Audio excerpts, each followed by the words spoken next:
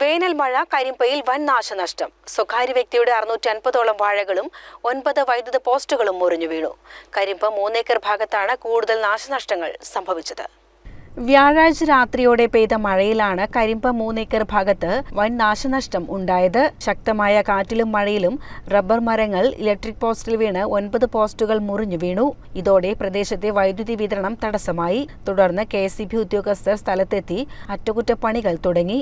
വൈകിട്ടോടെ വൈദ്യുതി പുനഃസ്ഥാപിക്കാനാവുമെന്ന് ഉദ്യോഗസ്ഥർ അറിയിച്ചു. കൂടാതെ നിരവധി വീടുകൾക്ക് കേടുപാടുകൾ സംഭവിച്ചിട്ടുണ്ട്.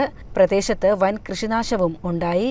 പനയമ്പാടം പടിപ്പുരയ്ക്കൽ വീട്ടിൽ രജീഷിന്റെ ഉടമസ്ഥതയിലുള്ള കുലച്ച 650ഓളം വാഴകളും നശിച്ചു. ഇവിടെ ചെമ്മന്തട്ട ഈ പറഞ്ഞ സ്ഥലത്ത് കല്ലടിക്കൂടുന്ന് ഒരു 3 കിലോമീറ്റർ 4 കിലോമീറ്ററിൻ്റെ അടുത്താണ് ഈ സ്ഥലം. ഇവിടെ ഒരുപാട് നാശനഷ്ടങ്ങൾ സംഭവിച്ചിട്ടുണ്ട്.